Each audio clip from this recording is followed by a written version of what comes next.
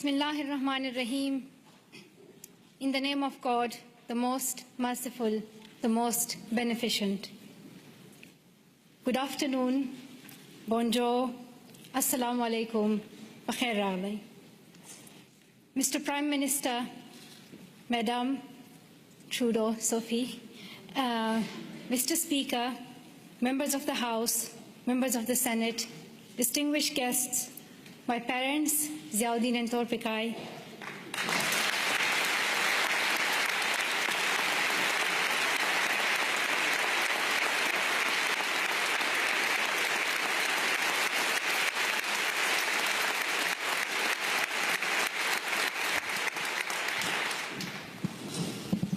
and finally, the people of Canada, thank you so much for the warm welcome to your country. This is my first trip to Canada, but not my first attempt. On the 22nd of October 2014, my father and I landed at the Toronto airport, excited for our first visit to your wonderful country. Soon we learned that a man had attacked Parliament Hill, killing a Canadian soldier, wounding others, and threatening leaders and civil servants in the building where I stand today. Canadian security officials and professionals advised us to reschedule. With sorrow in our hearts, we headed back to England, promising to return to Canada one day. The man who attacked Parliament Hill called himself a Muslim, but he did not share my faith. He did not share the faith of 1.5 billion Muslims living in peace around the world.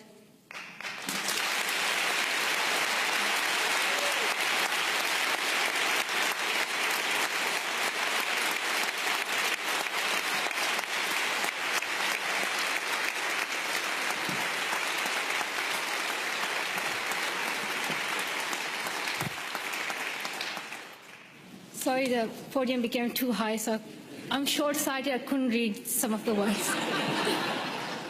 So now I can read my speech.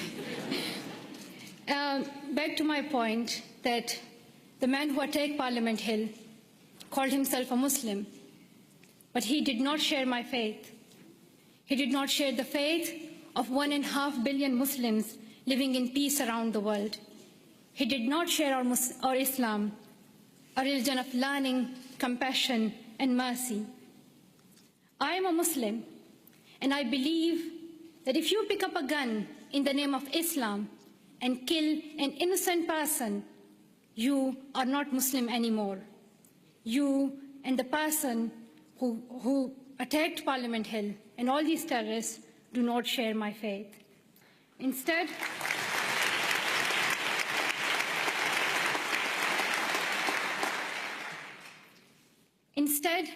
he shared the hatred of the man who attacked Quebec City Mosque in January, killing 6 people while they were at prayer. The same hatred as the man who killed civilians and police officers in London 3 weeks ago. The same hatred as the men who killed 132 school children in Pakistan Army Public School in Peshawar. The same hatred as the man who shot me and my 2 school friends.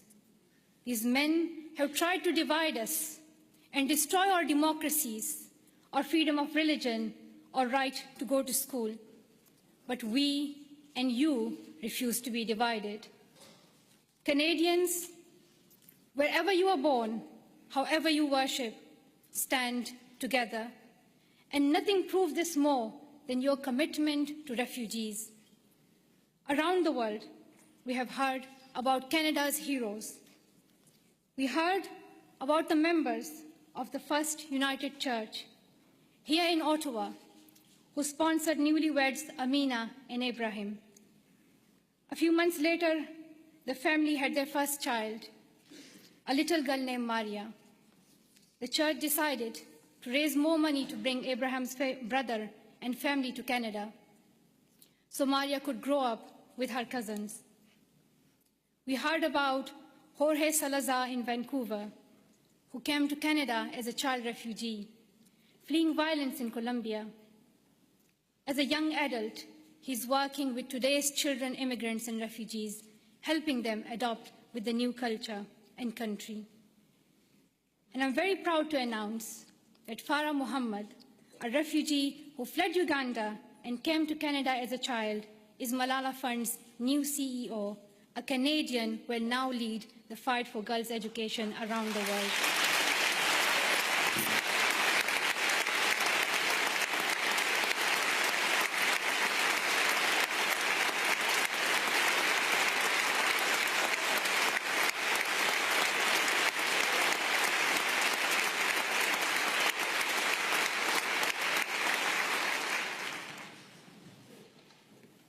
Many people from my own country of Pakistan have found a promised land in Canada, from Maria Topikai Wazir, a famous squash player, to my relatives here today. Like the refugees in Canada and all around the world, I have seen fear and experienced times when I did not know if I was safe or not. I remember how my mom used to put a ladder at the back of our house so that if anything happened, we could escape. I still remember that I would read a Quranic verse, Ayatul Kursi, every night to protect our family and as many people as I could. I felt fear when I went to school, thinking that someone would stop me and harm me. I would hide my books under my scarf. The sound of bombs would wake me up at night. Every morning I would hear the news that more innocent people have been killed. I saw men with big guns in the streets.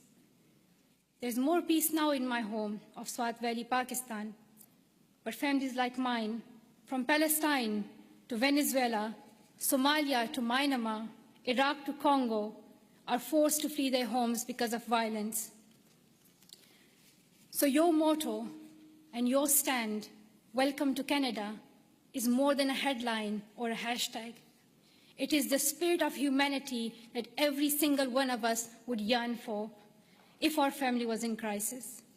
I pray that you continue to open your homes and your hearts to the world's most defenseless children and families, and I hope your neighbors will follow your example.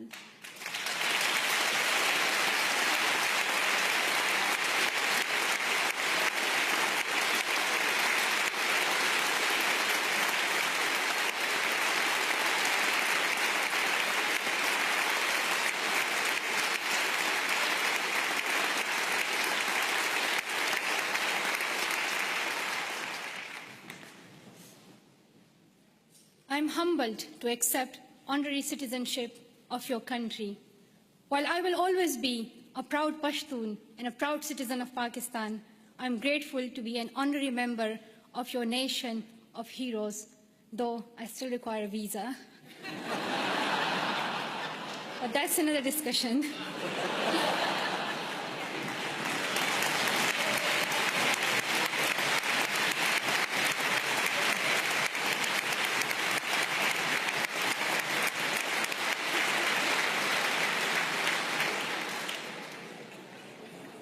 I was also very happy to meet Prime Minister Trudeau this morning. I am amazed by his embrace of refugees, his commitment to appointing Canada's first gender-balanced cabinet, and his dedication to keeping women and girls at the center of your development strategy. We have heard so much about Prime Minister Trudeau, but one thing has surprised me. People are always talking about how young he is. They say that he is the second youngest Prime Minister in Canadian history. He does yoga, he has tattoos, and a lot more. And while I was coming here, everyone was telling me, like, shake Prime Minister's hand and, like, let us know how he looks in reality. And people were just so excited about meeting Trudeau. I don't think anyone cared about the Canadian honorary citizenship. While it may be true that Prime Minister Trudeau is young and he is young head of government, I would like to tell something to the children of Canada, that you don't have to be as old as the very young Prime Minister Trudeau to be a leader.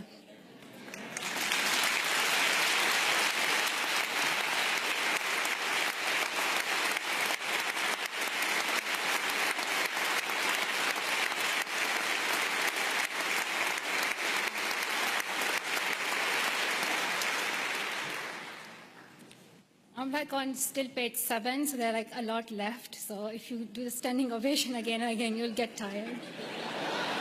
Just to let you know, there's a lot left. But I want to share my story that I want to tell the children of Canada that when I was little, I used to wait to be an adult to lead. But I have learned that even a child's voice can be heard across the world.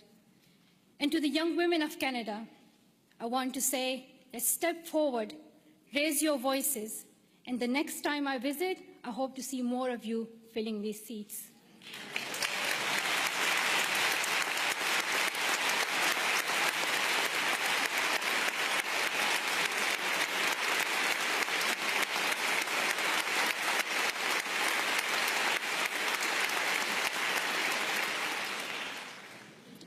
And to the men of Canada, be proud feminists and help women get equal opportunities as men. And to the leaders of Canada today in this room, though you may have different politics and policies and priorities, I know each one of you is trying to respond to some of our world's most pressing problems. I have traveled the world and met many people in many countries.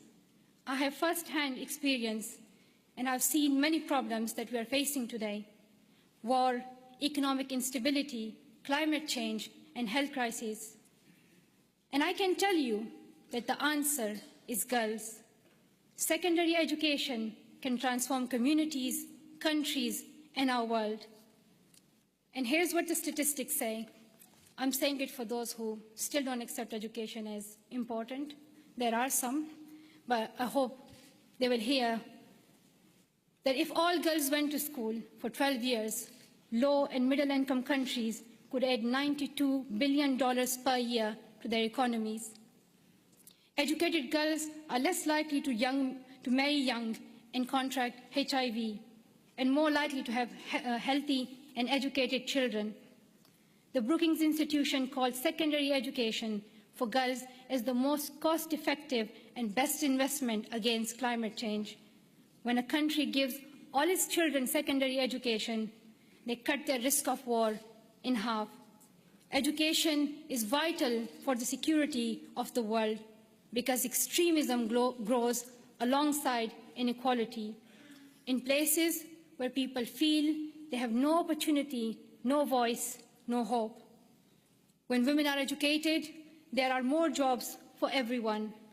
When mothers can keep their children alive and send them to school, there is hope. But around the world, 130 million girls are out of school today. They may not have read the studies and they may not know the statistics, but they understand that education is the only path to a brighter future, and they are fighting to go to school. Last summer, on a trip to Kenya, I was introduced to the bravest girl I have ever met. At age 13, Rahma's family fled Somalia and came to Dadaab, the world's largest refugee camp. She had never been inside a classroom, but she worked hard to catch up, and in a few years, graduated primary school. At 18, Rahma was in secondary school when her parents decided to move back to Somalia. They promised she could continue her education. But when her family returned to Somalia, there were no schools for her to attend. Her father said her education was finished and that she would soon marry a man in his 50s, a man she did not know. Rahma remembered a friend from the refugee camp who had won a scholarship in a university in Canada. She borrowed a neighbor's internet and contacted him through Facebook. Over the internet, the university student in Canada sent her $70. At night, Rahma snuck out of her house, bought a bus ticket, and set out on an 8-day-long trip back to the refugee camp, the only place she knew she could go to school. Through the Sustainable Development Goals, our nations promised every girl she would go to school for 12 years. We promised that donor countries and developing countries would work together to make this dream a reality for the poorest girls in the world. I know that politicians cannot keep every promise they make, but this is the one you must honor. World leaders can no longer expect girls like Rahma to fight this battle alone. We can gain peace, grow economies, improve our public health and the air we breathe, or we can lose another generation of girls. I stand with girls as someone who knows what it is like to flee your home and wonder if you will ever be able to go back to school. I stand with girls as someone who knows how it feels to have the right of education taken away and your dreams threatened. I know where I stand. If you stand with me, I ask you to seize every opportunity for girls' education over the next year. Dear Canada, I'm asking you to lead once again. First, make girls' education a central theme of your G7 presidency next year. Second, use your influence to fill the global education funding gap. You raised billions of dollars and saved lives when you hosted the Global Funds replenishment in Montreal last year. Show the same leadership for education. Host the upcoming replenishment of Global Partnership for Education. Bring world leaders together and raise new funding for girls to go to school.